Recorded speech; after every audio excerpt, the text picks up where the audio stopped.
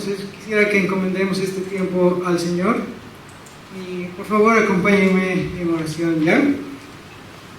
Señor Dios, te damos gracias por este día, gracias te damos porque permites que podamos aún abrir tu palabra con libertad, hablar de tu palabra con libertad, escuchar tu palabra con libertad. Te damos gracias porque somos privilegiados por estas situaciones, Señor, por estos instantes. Te rogamos siempre tu bendición, que la palabra que hablemos hoy día sea de edificación para cada uno de nosotros. Te rogamos en el nombre de nuestro Señor Jesucristo, tus cuidados y tus bendiciones. Amén. Amén. Muy bien, muchas gracias, Alancito. Que es una alegría saber que hay hermanos dispuestos a ayudarnos en este cometido. Alan siempre está dispuesto, Edwin, Byron y todos y cada uno de ustedes también están dispuestos siempre a colaborar en este cometido, ¿verdad? Le doy gracias al Señor por todos ustedes. Bien, vamos a comenzar con la siguiente imagen. Esta señora se llama Margarita Lasky. Vivió en el periodo de 1915 entre 1915 y 1988 fue el año en que falleció. Ella era, mejor dicho, una periodista, escritora y también un poco de filosofía, ¿no? Entonces, una de las afirmaciones que hacía esta señora es la siguiente: no existe Dios. Como todos los filósofos, ¿no?, en esos tiempos muchos afirmaban esto: Dios no existe. Era atea, defendía la posición atea diciendo que Dios no existe y murió diciendo que Dios no existe. En los últimos momentos de su vida dijo lo siguiente: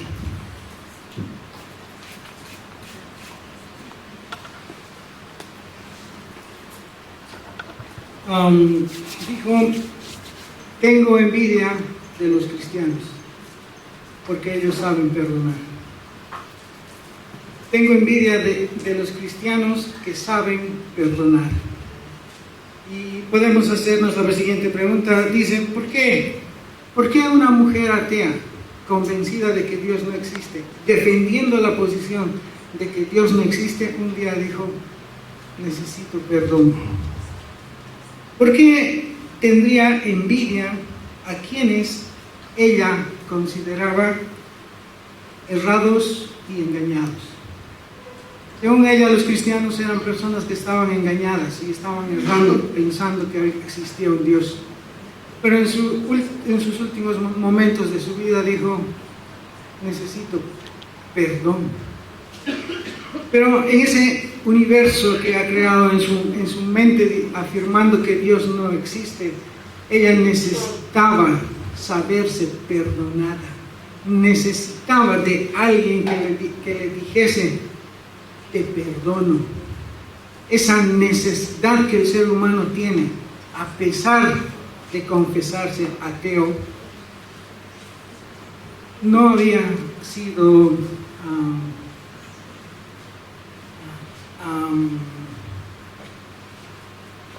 no había tenido respuesta a esa necesidad de perdón. Lo que más envidio a los cristianos es el perdón. Yo no tengo a nadie que me perdone, ¿no? Entonces, al afirmar, al creer que Dios no existe, también necesitamos fe. Necesitamos fe para afirmar aquello que todavía no hemos visto, ¿no? Ninguno de nosotros hemos visto al Señor y por la fe creemos que Él existe. Y por la fe humana, porque la fe es de Dios, la fe que nosotros tenemos es de Dios, pero aquella fe humana, aquella fe natural, necesita creer también en Dios. Le hizo buscar perdón, un perdón que no ha encontrado. La Biblia dice en el Salmo 32, dice: oh, qué alegría para aquellos a quienes se les perdona. Se les perdona la desobediencia, a quienes se les cubre el pecado. Dice, ser perdonado y perdonar es como librarse de un enorme peso.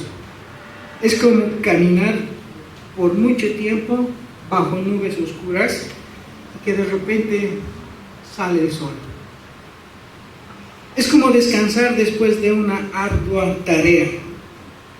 El perdón trae mucha alegría al corazón. Esta señora Margarita Lasky se declaró envidiosa del perdón. Murió necesitando perdón.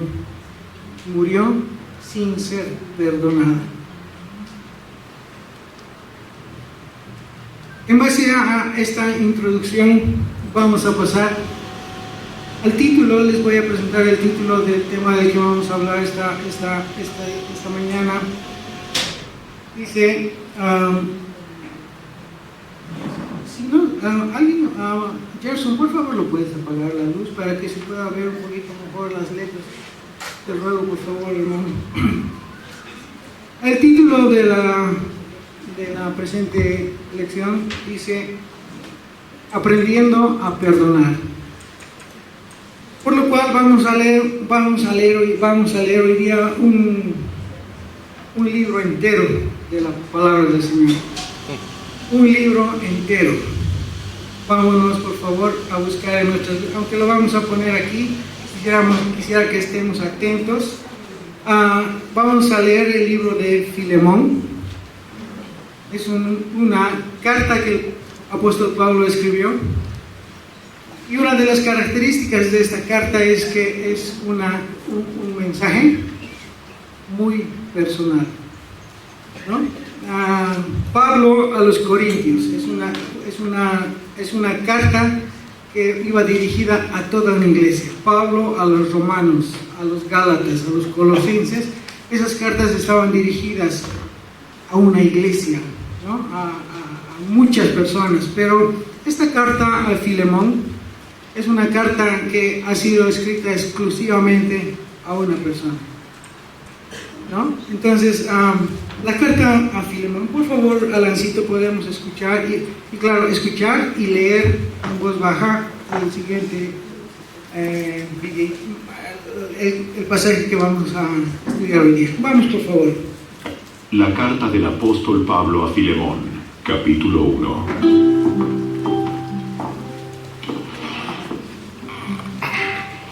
Yo, Pablo, prisionero por predicar la buena noticia acerca de Cristo Jesús, junto con nuestro hermano Timoteo, escribo esta carta a Filemón, nuestro amado colaborador, a nuestra hermana Apia, a Arquipo, nuestro compañero en la lucha, y a la iglesia que se reúne en tu casa.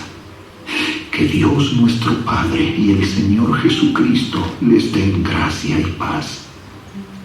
Filemón, siempre le doy gracias a mi Dios cuando oro por ti, porque sigo oyendo de tu fe en el Señor Jesús y de tu amor por todo el pueblo de Dios.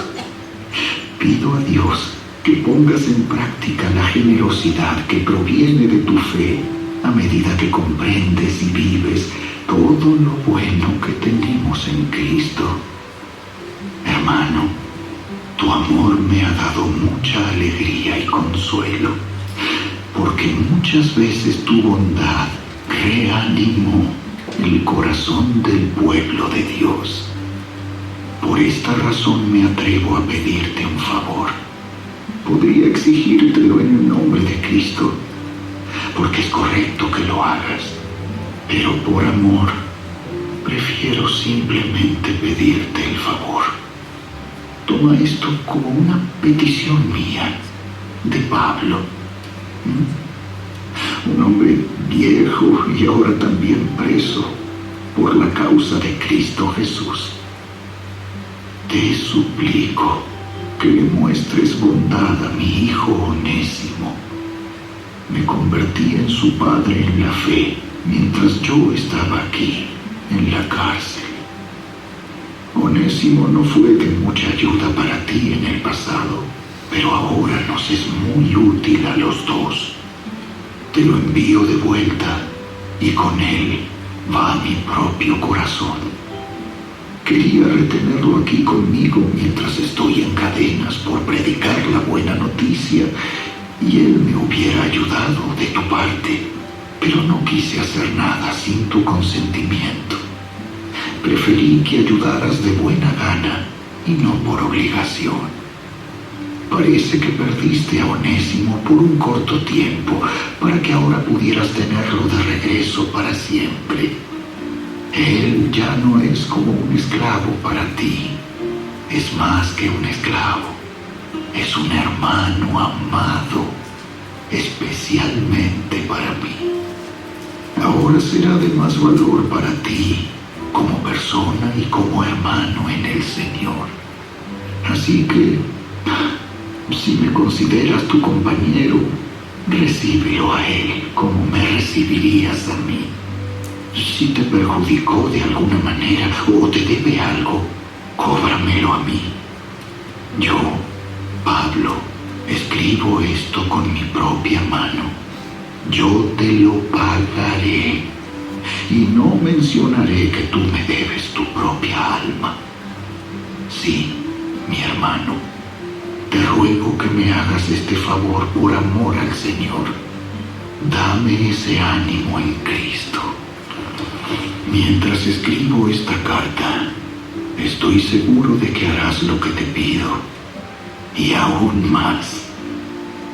Otra cosa, por favor, prepárame un cuarto de huéspedes, porque espero que Dios responda a las oraciones de ustedes y que me permita volver a visitarlos pronto.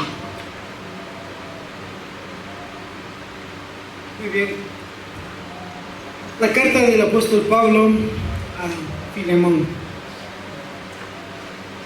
Podemos notar en esta carta que hay tres personajes principales. El primero es el que está dirigido a la carta, es el hermano Filemón, el pastor Filemón. Después tenemos al hermano Onésimo, ex esclavo, ex ladrón, ex inútil, ex provechoso, ¿no? Que no servía, dice. También tenemos por último al que escribe la carta, a los tres principales actores de esta carta, el apóstol Pablo. Gracias.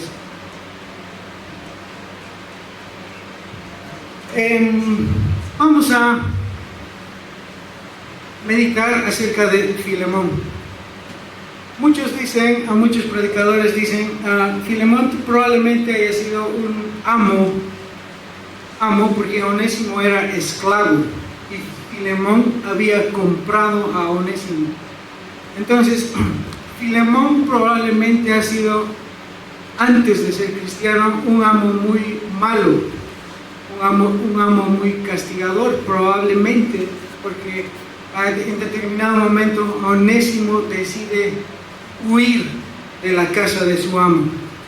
Entonces, si nos podemos a pensar, ¿por qué este Onésimo ha decidido huir? Tal vez le trataba mal su amo, ¿no? Tal vez no le daba comida y las atenciones que debería tener hacia un esclavo no era lo suficientemente apto, ¿no? Y por eso Onésimo decidió escapar. Esa es una figura que podemos tener de Filemón, sacando algunas conclusiones que no están escritas en la palabra.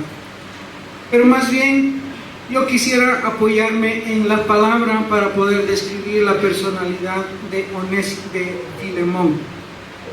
Para empezar, Filemón es un nombre griego, por tanto este Filemón era un hombre romano vivía en la ciudad de Colosas. Por lo tanto, podemos deducir que él era un romano que pertenecía a los patricios. Los patricios eran gente rica, romana,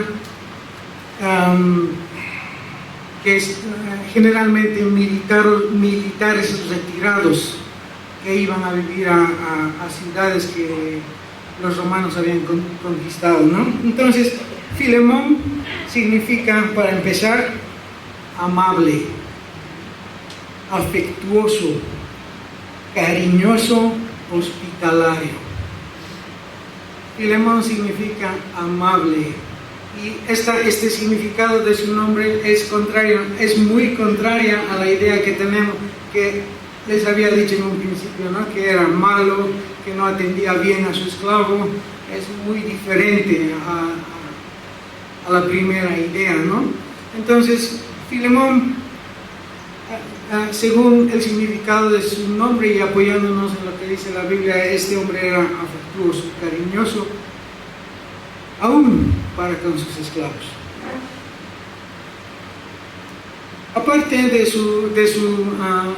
del significado de su nombre, Pablo le dice en el versículo 4: doy gracias a mi Dios, haciendo siempre memoria de ti en mis oraciones, porque oigo del amor y de la fe que tienes hacia el Señor Jesús y para con todos los santos, para que la participación de tu fe sea eficaz en el conocimiento de todo el bien que está en vosotros por Cristo Jesús, pues tenemos gran gozo y consolación en tu amor, porque por ti, oh hermano, han sido confortados los corazones de los santos. Entonces, aparte de ser amable, cariñoso, hospitalario, Filemón era un hombre de fe, un hombre que se había convertido al cristianismo. Y claro, la muestra de que este hombre, Filemón, estaba convencido de su fe era que hacía cosas pertenecientes a su fe. En el libro de Santiago podemos leer un versículo que dice: la fe sin obras es una fe muerta. Muéstrame tus obras y me vas a mostrar tu fe. Entonces, si Filemón era un auténtico cristiano, estaba obligado a mostrar su fe mediante las obras. ¿Y qué obras es la que hacía Filemón? Dice el versículo número 4 que la iglesia se reunía en su casa.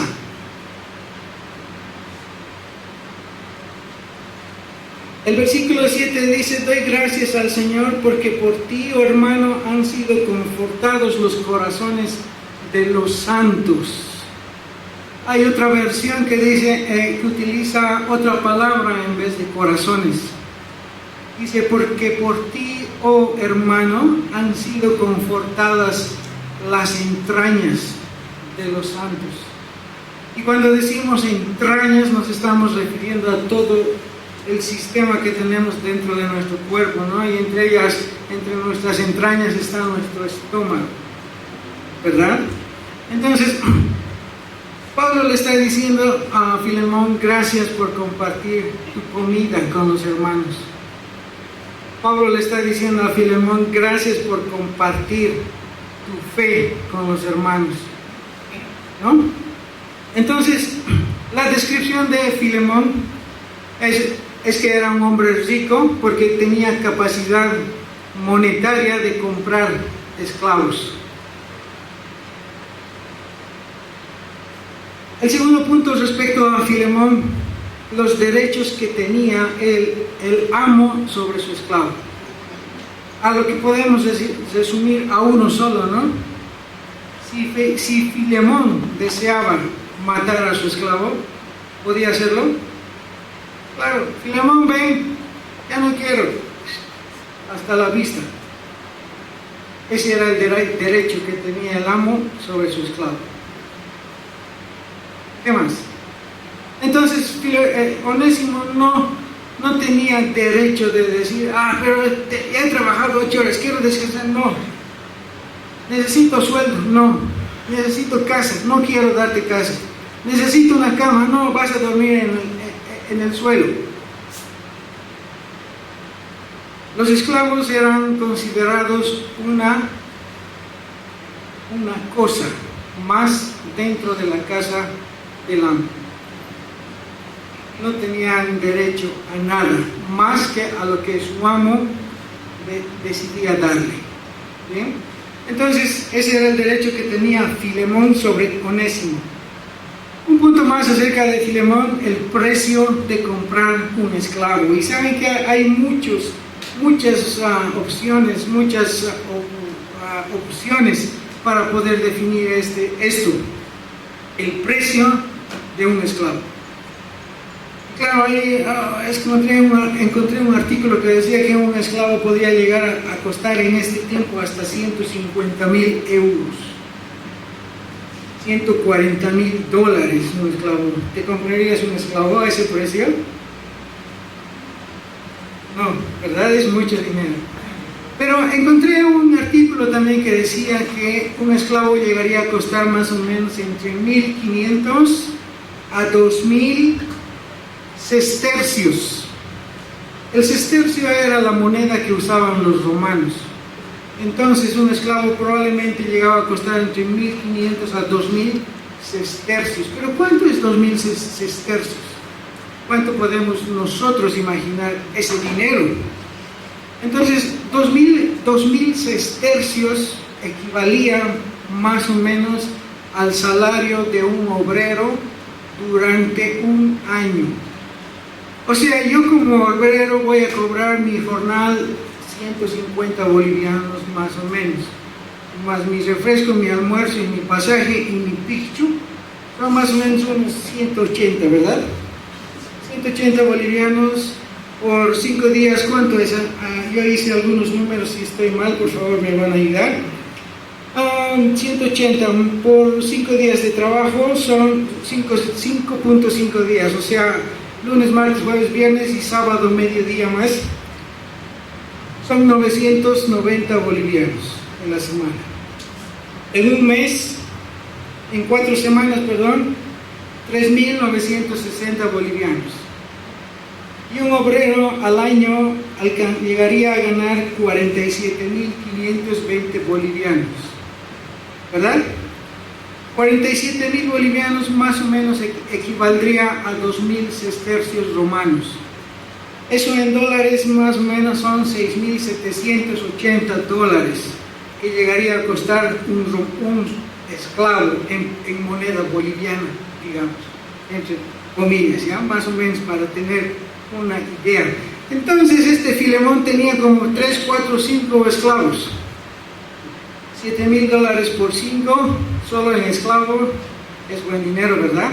Entonces por eso podemos asumir que Filemón era un hombre que tenía mucho dinero.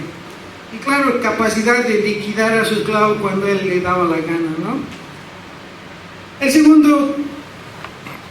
segundo personaje de nuestra historia es Onésimo.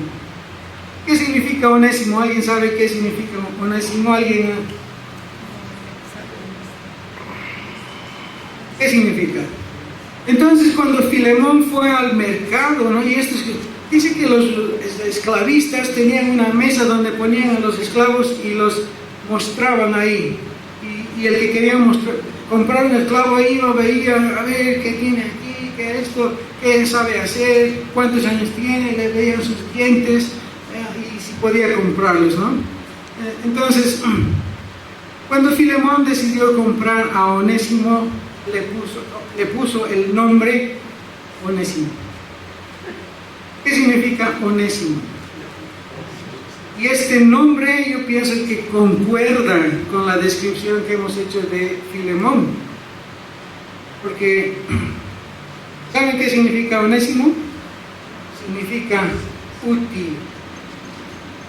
Onésimo, útil, ven aquí. También podemos decir provechoso. Tú, provechoso, ven. Entonces, Onésimo significaba útil y provechoso. Y entonces, Filemón le puso útil. Cuando le compró, le dijo, tú te vas a llamar útil, me vas a servir, vas a ser provechoso para mí, ¿no?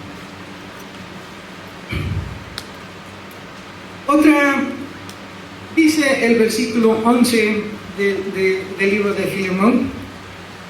Pablo le dice a Filemón, Onésimo no fue de mucha ayuda para ti en el pasado. Dice otra versión, Onésimo fue un inútil para ti. Onésimo no fue de mucho provecho para ti en el pasado. Entonces, a pesar de que Onésimo había recibido un buen nombre y probablemente una buena capacitación de parte de su amo para ejercer un trabajo que sea útil, este hombre decidió ser un inútil. Este hombre decidió ser alguien en quien no se puede confiar, decidió ser un inútil. Y Pablo le conoció en la cárcel de esa manera, siendo inútil, ¿no? Las consecuencias de la huida de Onésimo. Dice, cuando un esclavo era inútil, ¿cuál era la reacción de su amo? Castigarle. Cuando no respondía de manera adecuada a su trabajo, debía castigarle. Entonces, Onésimo, vas a hacer esto, y Onésimo no hacía, debía castigarle porque no ha hecho su trabajo. Si un esclavo escapaba de su amo y le encontraban y le devolvían al amo, ¿saben cuál era el castigo? El castigo de un desertor de su amo era que le marcaban la cara, el rostro, para que no vuelva a escapar. Entonces, cuando veían una persona marcada en el rostro, quemada en el rostro, significaba que era un esclavo que había intentado escapar de la casa de su amo. Y por último, cuando un esclavo se convertía en ladrón, ¿cuál era el castigo? ¿Cuál era el castigo que habían recibido los dos ladrones que estaban crucificados al lado del Señor Jesús? Crucifixión. El castigo para el ladrón, para el esclavo ladrón, era crucifixión. Azotado, marcado y crucificado. El castigo para un inútil.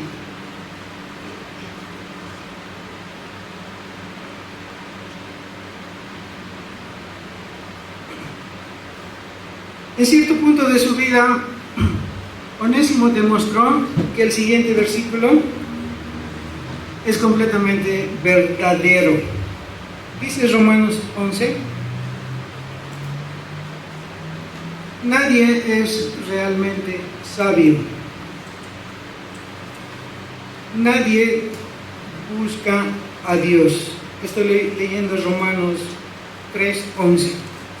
El versículo 12 dice, todos se desviaron, todos se volvieron inútiles, no hay ni uno que haga lo bueno, ni uno solo. Pablo está señalando en estos versículos acerca de la humanidad y dice, no hay ni siquiera un justo, no hay ni siquiera alguien que busque a Dios. Todos a una se hicieron inútiles. En ese afán de querer buscar su libertad, en ese afán de querer ser libre, Onésimo se encontró con una verdad muy diferente, ¿verdad? Al igual que el afán que tiene el hombre de desechar a Dios, de no tomar en cuenta las cosas que el Señor dice y hace. Dice la palabra que podemos ver el poder de Dios en la creación. Pero el hombre dice, no, eso es producto de la evolución. eso es producto de una explosión. Y la humanidad se hace inútil.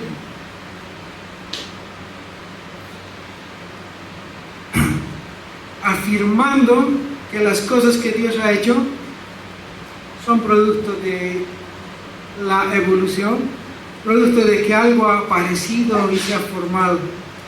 Hay una pregunta que dice lo siguiente: ¿podrías poner una dinamita en un coche, hacer que explote y que de esa explosión pueda salir un coche mucho mejor al que ha deshecho la dinamita? Podemos reunir rollos de papel higiénico, remojarlos y hacer que el viento forme un libro con imágenes, con palabras estructuradas. ¿Podría generarse un libro de esa manera? Toda la creación, todo lo que está hecho nos muestra que alguien ha pensado cómo van a ser las cosas. Los científicos empezaron a ver dentro de las células, ¿no? ¿Y qué encontraron? Información genética.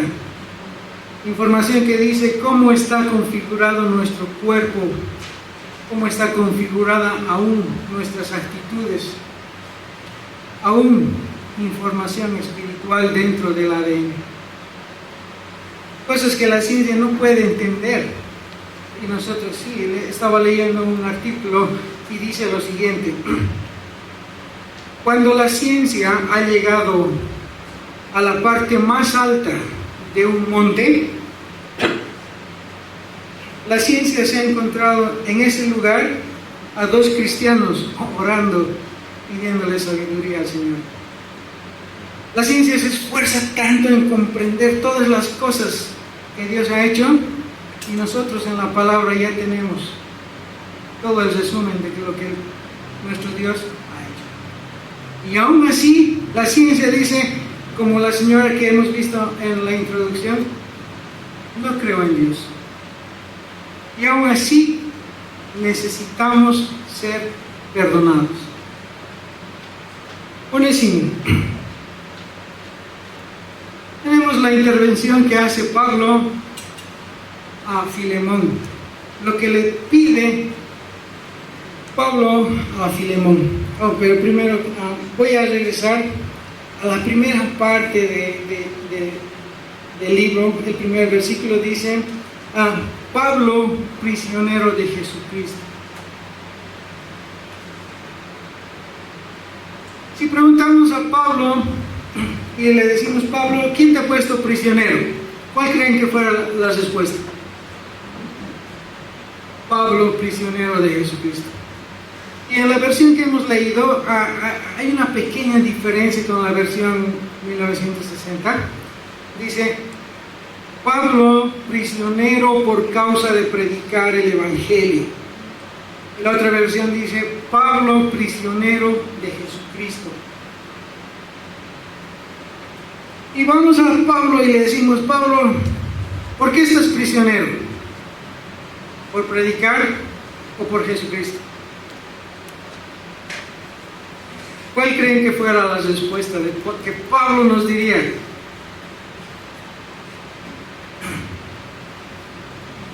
Tal vez por predicar el Evangelio, y los romanos no quieren que prediques el Evangelio. ¿Estás preso por causa de predicar el Evangelio a los romanos? No.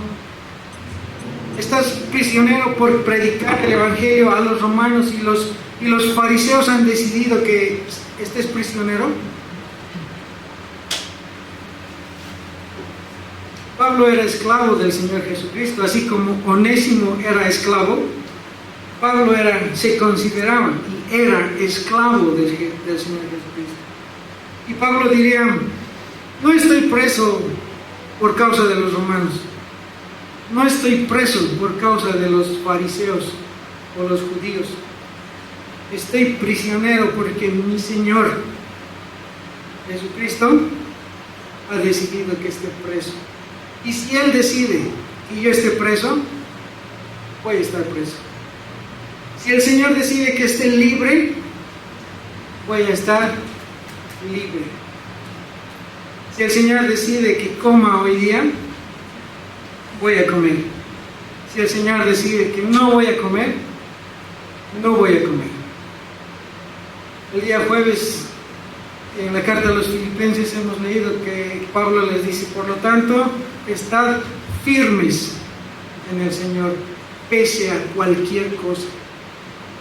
Entonces este Pablo era alguien que cumplía lo que hablaba, ¿no? Estaba dispuesto a cumplir aquello que su Señor le había mostrado.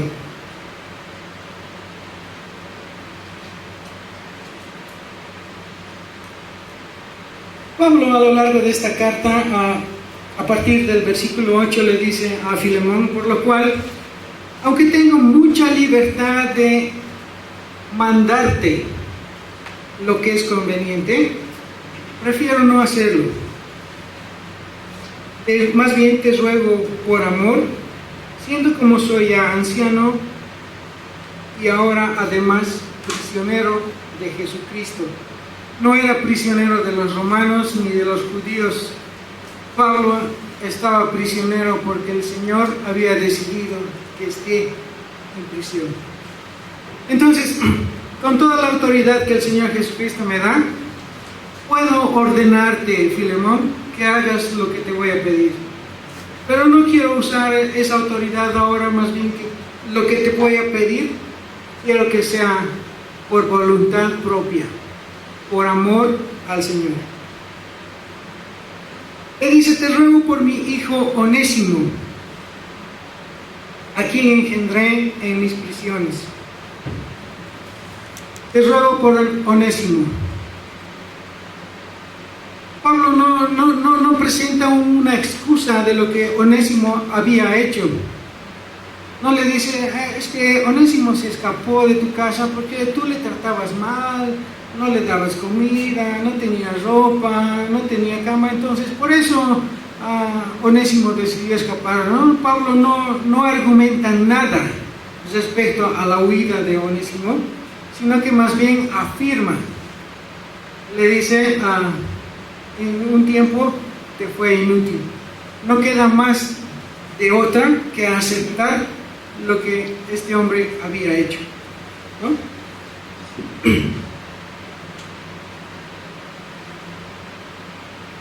El versículo 12 dice: el cual vuelvo a enviarte a ti, pues recíbele como a mí mismo.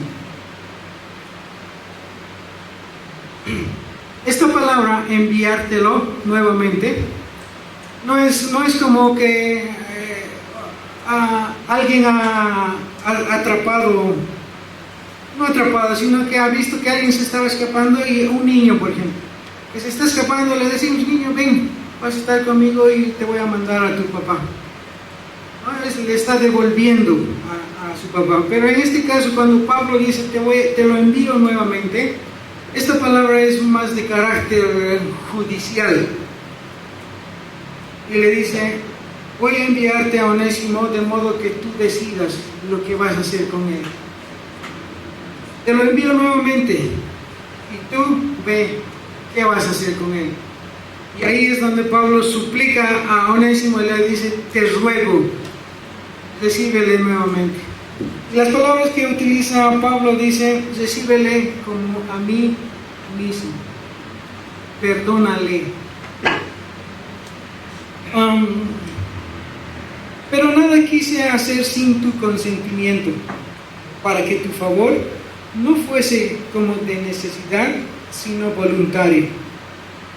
Porque quizá para esto se apartó de ti por algún tiempo, para que les recibieses para siempre, no ya como un esclavo, sino como más que a un esclavo.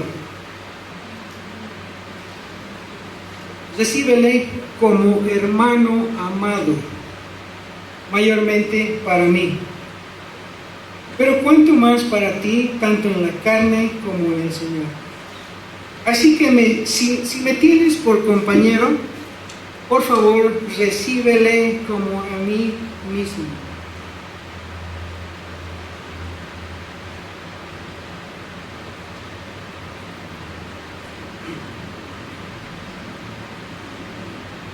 Pablo está haciendo una solicitud tremenda.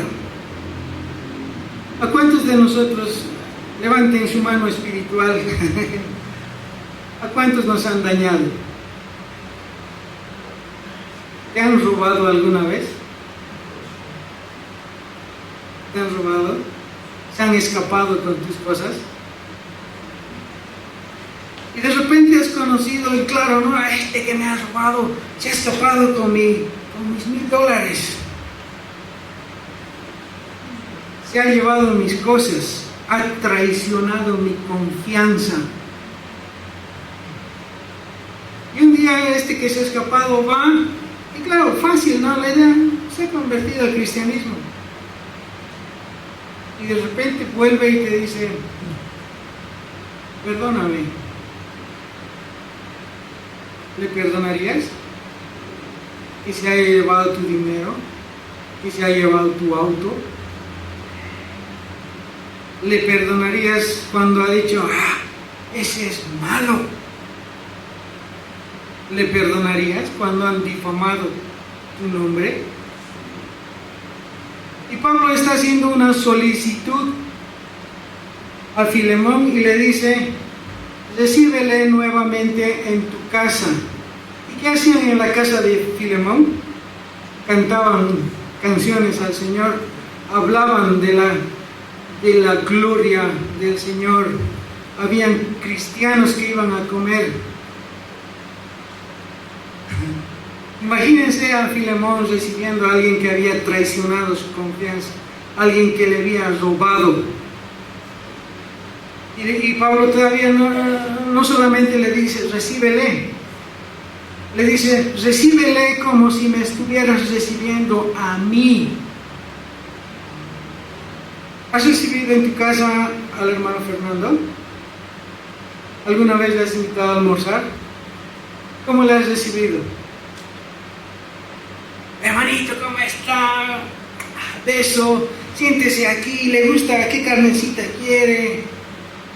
¿Harías eso con Onésimo? Recíbele como a mí mismo. ¿Le harías una parrillada al que te ha traicionado? Y no solamente Pablo le pide, recíbele como a mí mismo, perdónale. Y lo otro que le pide Pablo es lo siguiente, dale su libertad. Si este hombre me ha costado $7000, me ha robado, se ha escapado, me ha hecho quedar mal, porque claro, tenía que ir de Colosas a Roma, y ese trayecto, ese viaje, necesitaba dinero. ¿De dónde creen que ha sacado dinero para hacer ese viaje? De la billetera de Filemón. ¿Cuánto habrá sido que Onésimo llevó del dinero de Filemón? Recíbele, perdónale, trátale como a mí mismo y dale su libertad, porque ahora que Él se ha convertido, nos será útil. Ya no es un inútil, ya no es un desaprovechado. Se ha convertido y Él va a ser útil tanto para ti como para mí. Te ruego que le des su libertad, de modo que Él venga a la cárcel a servirme en vez que a ti.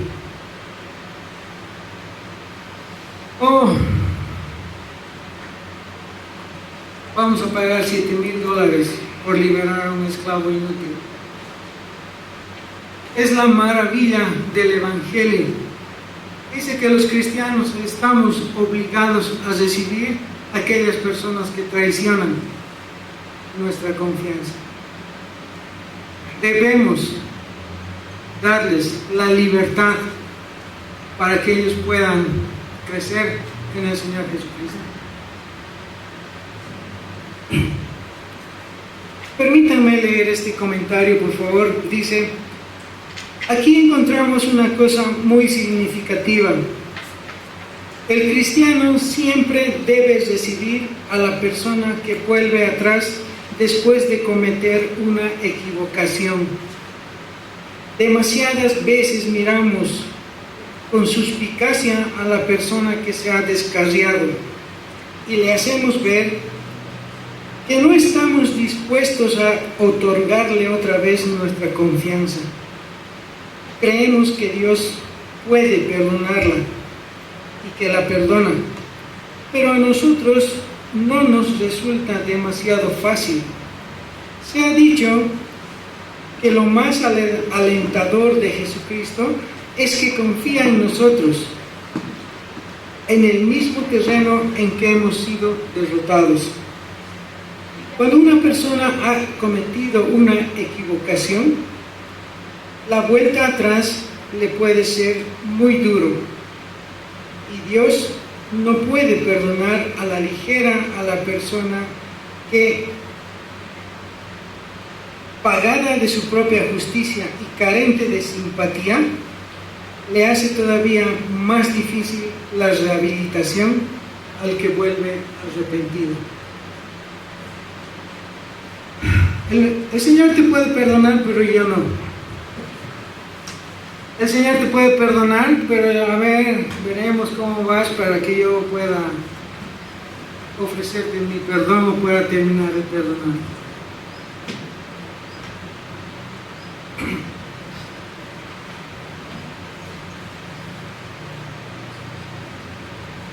Dice Pablo en el versículo 18, y si en algo te dañó o te debe, ponlo a mi cuenta.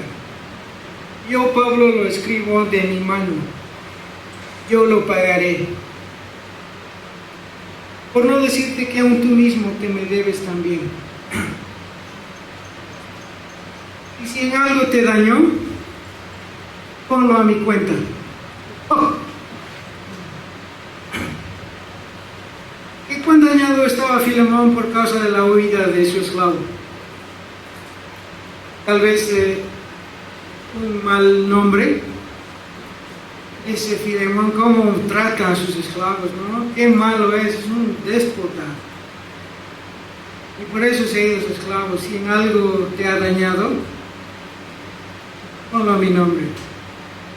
¿A quién se parece esta frase?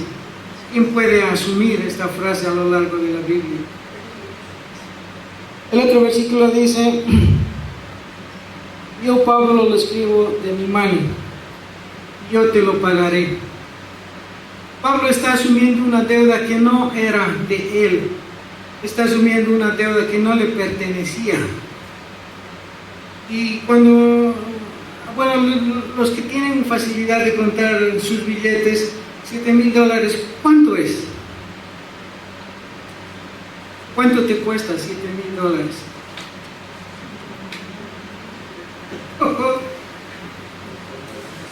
Si te debe algo, yo te voy a pagar esos $7,000, Filemón. ¿Estarías dispuesto a pagar cierta cantidad de dinero por alguien que no vale la pena? Si en algo te ha dañado, ponlo a mi cuenta.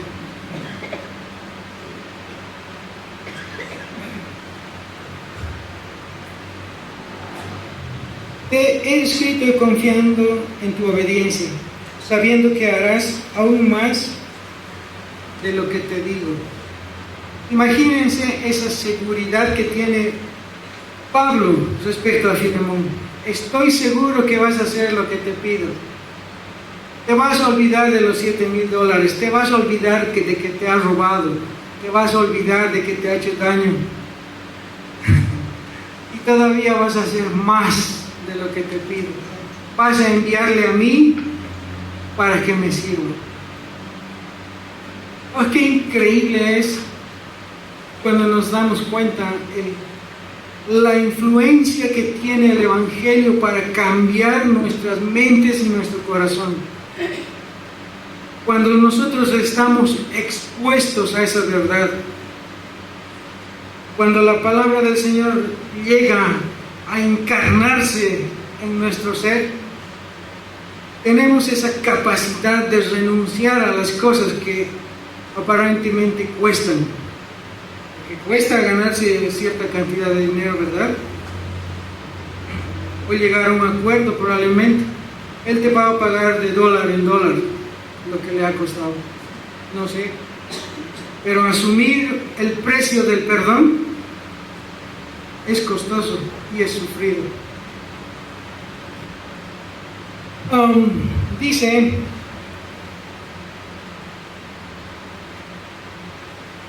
el último punto, el portador de la carta.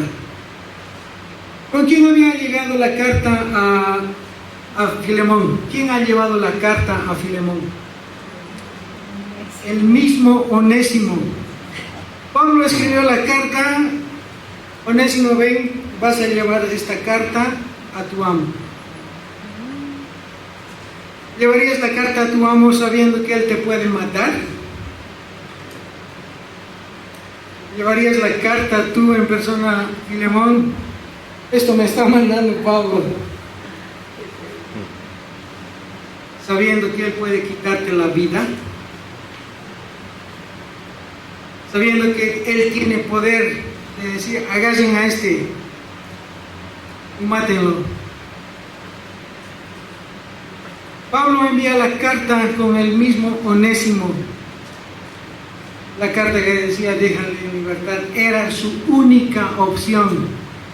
Yo pienso que Onésimo agarró la carta, se puso aquí en su billetera, se amarró algo para que no se le pierda esta carta, porque si la carta se perdiese, ya no había otra opción que morir, ¿no?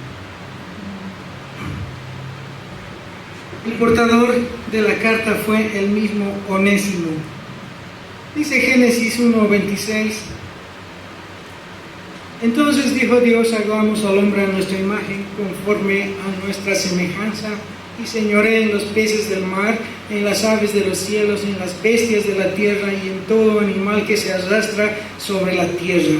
Y creó Dios al hombre a su imagen, a imagen de Dios lo creó, varón y hembra los creó, y los bendijo y les dijo: fructificaos y multiplicaos, llenad la tierra y sojuzgadla, y señoread en los peces del mar, en las aves de los cielos, y en todas las bestias que se mueven sobre la tierra.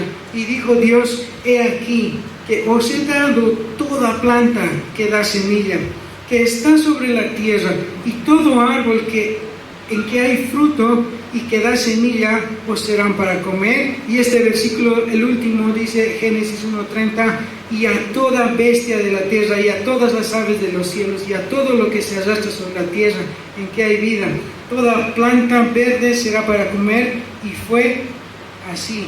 El versículo 31 dice: y vio Dios todo lo que había hecho, y aquí era todo bueno en gran manera. Y todo lo que Dios ha hecho era útil en gran manera. Creó a Adán, le envió a administrar la creación, y Adán era útil en gran manera. Dios vio a Adán y dijo: este Adán lo he hecho yo, útil, provechoso, preparado para administrar la creación. Y de repente un día decide volverse inútil, decide dar la espalda a su amo.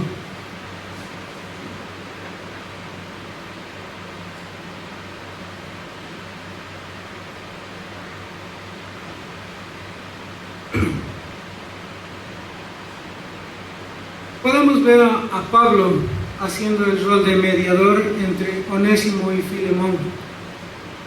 Dice en la carta de Timoteo: porque hay un solo mediador entre Dios y los hombres, Jesucristo, hombre.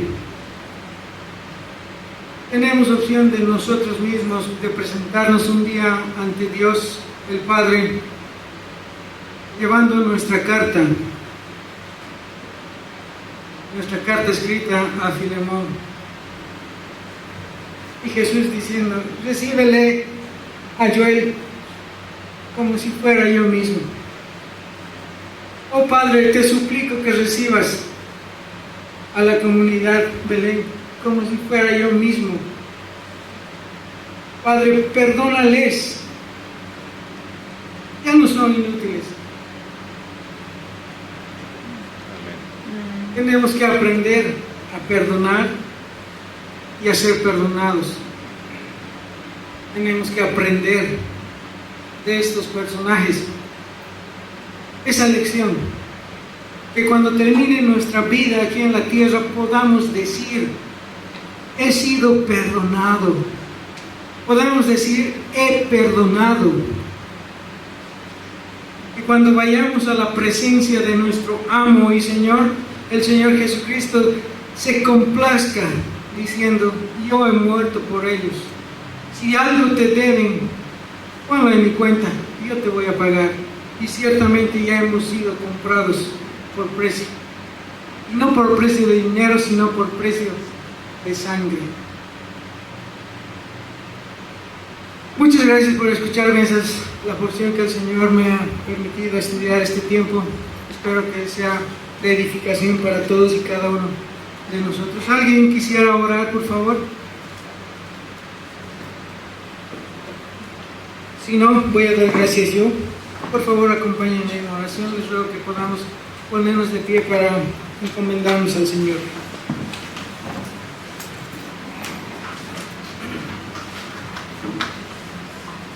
Señor Dios, te damos gracias por lo que hemos aprendido el día de hoy. Te suplicamos que esta palabra se guarde en nuestro corazón y en nuestra mente, Señor, para que un día pueda dar el fruto que tiene que dar. Te ruego que permitas que nuestros corazones, Señor, estén dispuestos siempre a perdonar el error que ha cometido un hermano.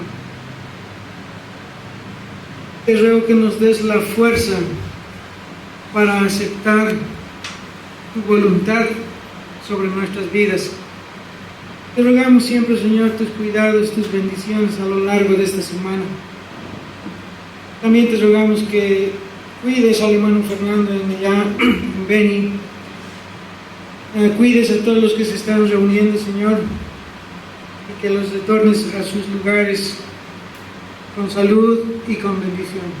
Te damos gracias también por la comunidad cristiana Belén. Te ruego por mis hermanos. Cuídales durante esta semana. Provee todo lo que necesitan. Dales también ese alimento espiritual para que estemos fuertes espiritualmente, Señor. Te damos gracias en el nombre de nuestro Señor Jesús. Amén. Amén. Amén, hermanos.